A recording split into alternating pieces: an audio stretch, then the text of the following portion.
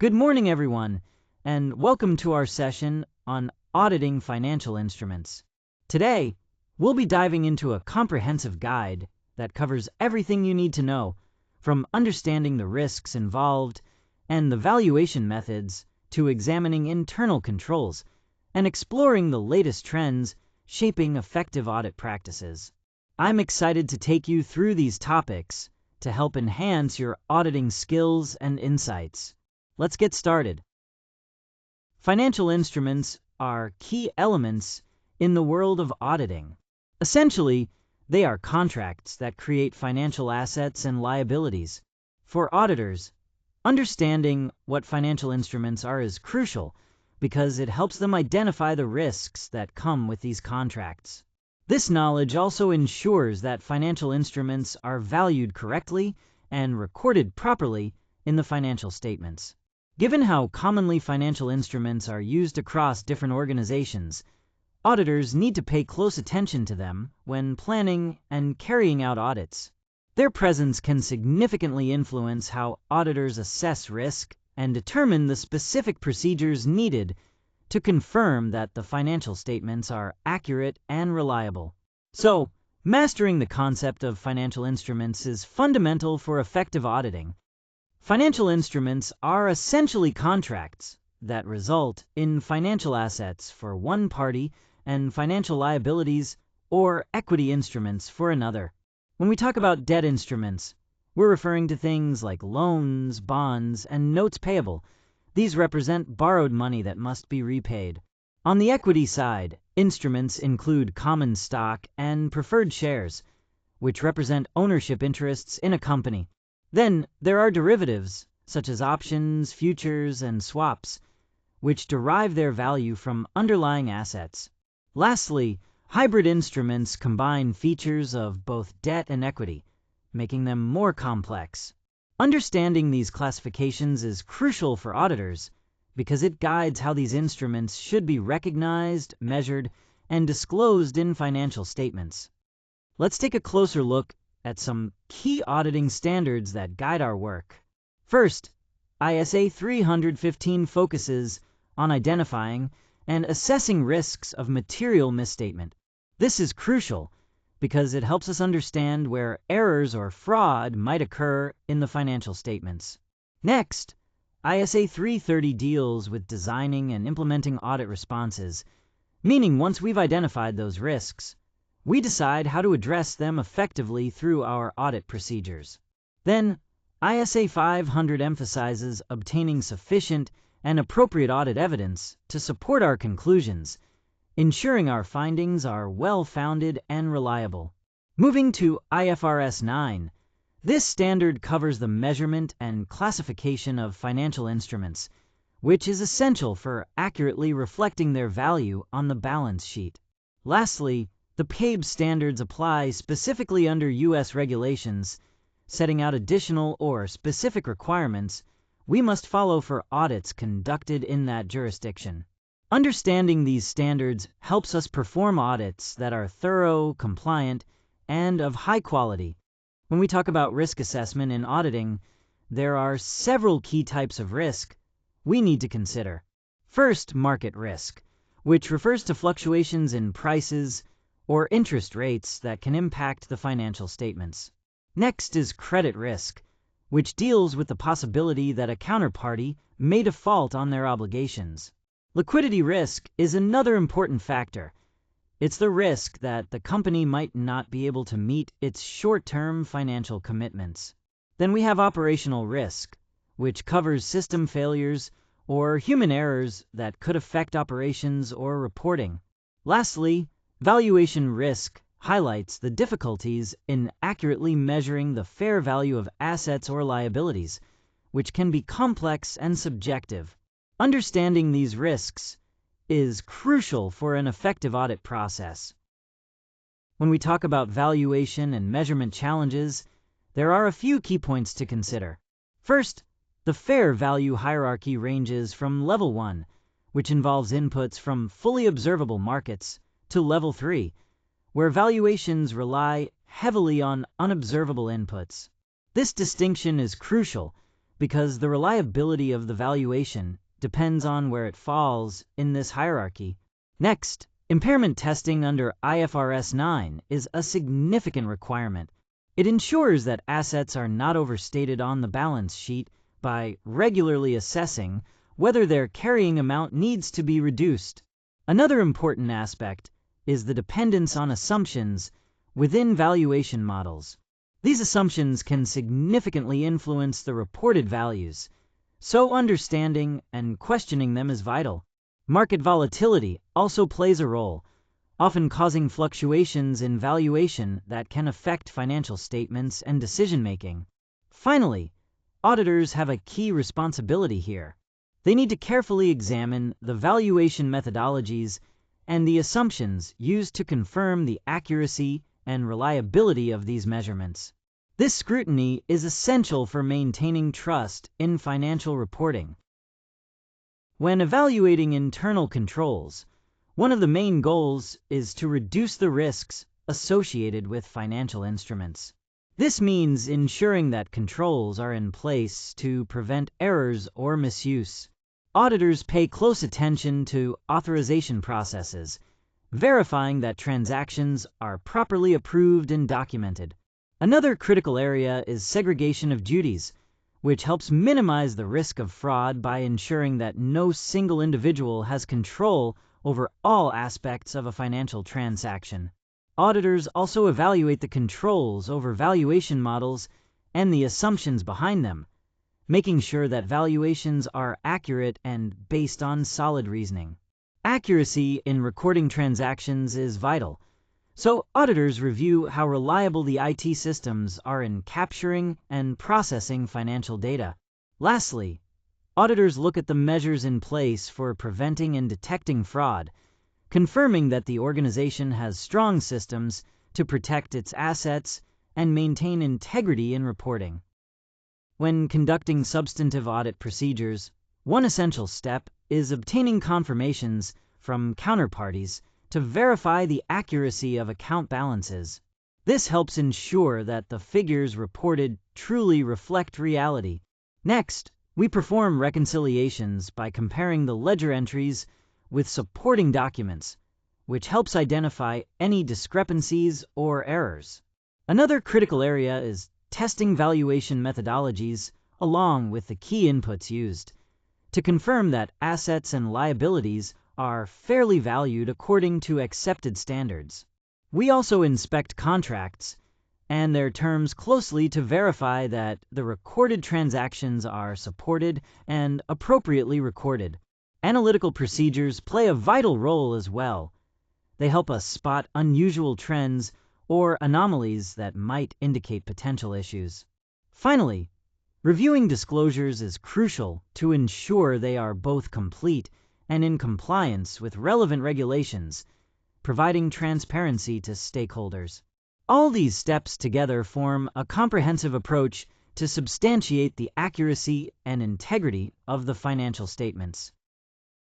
When it comes to auditing financial instruments, spotting potential fraud is absolutely essential. One major red flag to watch for is fictitious or duplicate transactions, which can distort the true financial picture. Another key concern is manipulated valuations. These occur when values are inappropriately adjusted to mislead stakeholders. We also need to be alert to unauthorized or hidden trading activities that bypass regular oversight. Finally, incomplete or misleading disclosures, as well as overrides of established controls, can signal serious issues. Recognizing these red flags is crucial because it triggers deeper investigation and helps us make necessary adjustments in the audit process. When it comes to audit sampling, there are several key techniques we use to ensure accuracy and reliability. First, statistical sampling allows us to quantify confidence levels, giving us a solid basis for our conclusions through random data selection and analysis. Then we have judgmental sampling, where we focus specifically on items that carry higher risk or have significant value, applying our professional expertise to identify potential issues. Technology-assisted tools play an increasingly important role, enhancing our ability to analyze large data sets quickly and detect anomalies that might otherwise go unnoticed. Audit trail analysis is another critical technique where we trace the flow of transactions to ensure everything is properly recorded and nothing is overlooked. Finally, roll-forward procedures help us verify that balances remain accurate all the way through to the year-end, providing confidence that the financial statements truly reflect the company's position. Each of these techniques contributes to a thorough and effective audit process. Under IFRS 7, financial instruments require detailed disclosure to ensure transparency and clarity. This includes presenting the different categories of financial instruments along with their respective balances. It's important to provide a clear breakdown so users of financial statements can understand the nature and extent of these instruments. Additionally, risk disclosures play a crucial role. The standard calls for detailed information on market risk, credit risk, and liquidity risk, helping stakeholders assess potential vulnerabilities. It's also necessary to explain the valuation techniques and inputs used to measure these instruments, as well as to disclose any gains or losses that have been recognized during the period. Finally, auditors play an important role in this process. They review the disclosures to confirm they are clear, complete, and compliant with the relevant standards.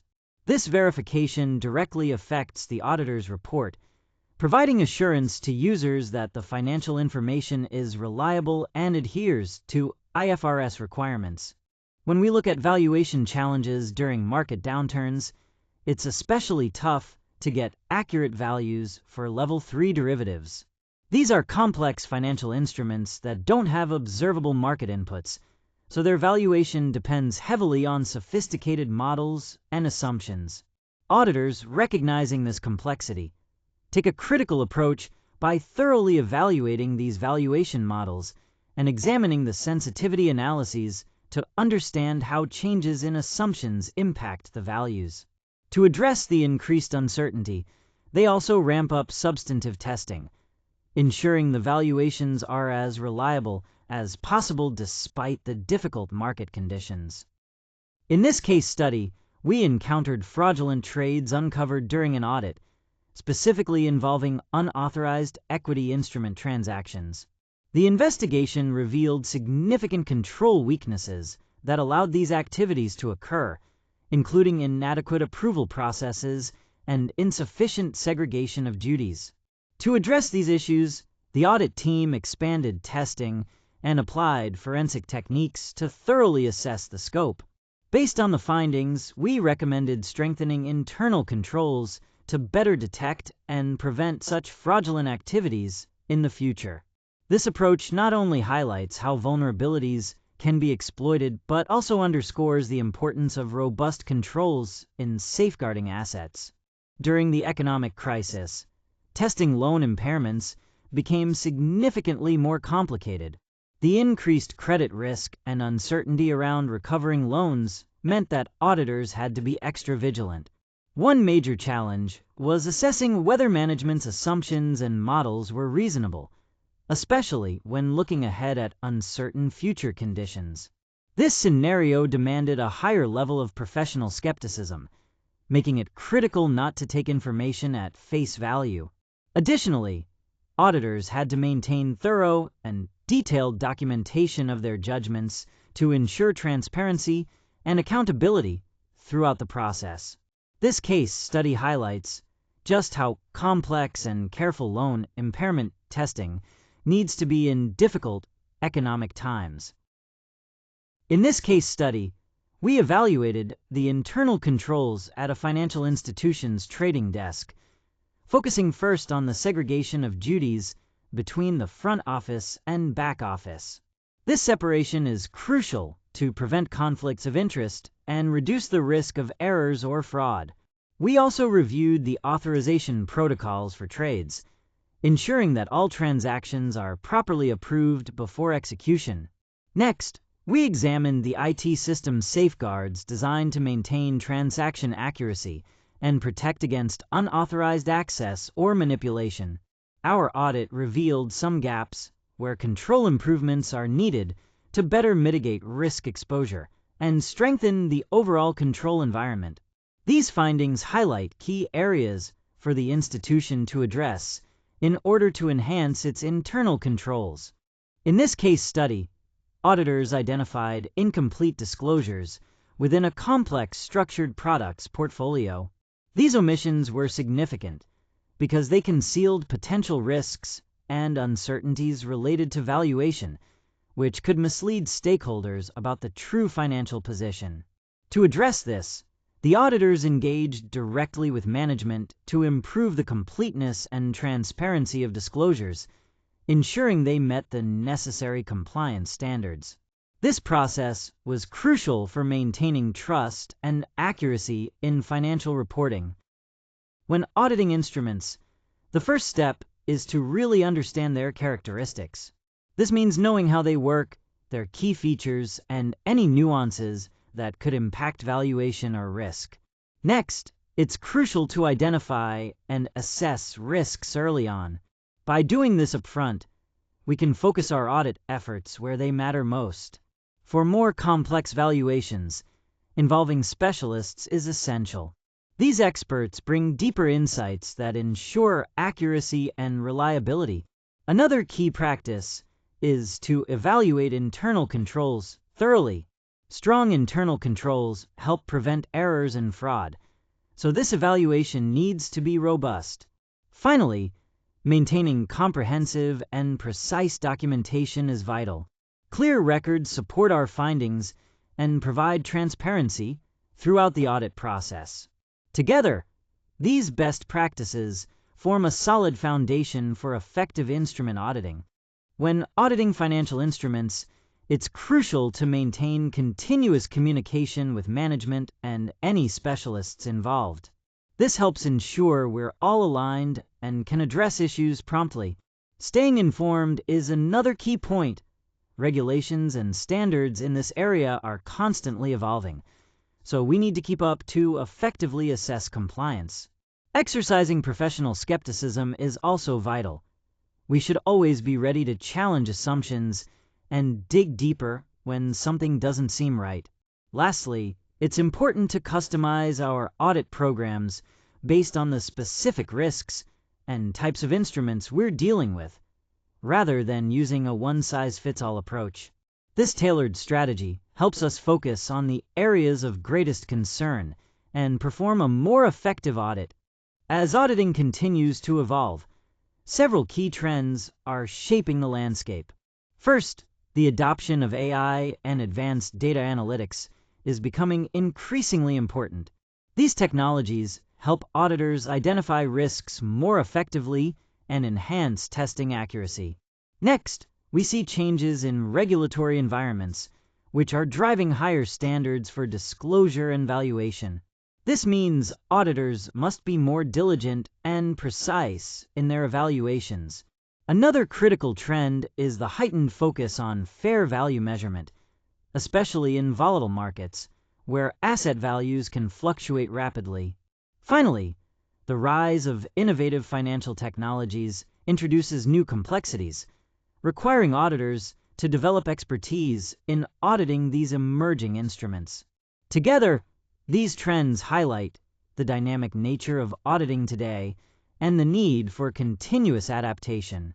When auditing financial instruments, we face several challenges, particularly around valuation complexities, assessing risks, and evaluating how effective controls are.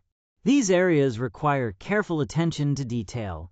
At the heart of delivering high-quality audits is a combination of rigorous skepticism and deep, comprehensive knowledge. Without these, it's difficult to maintain the standards we strive for.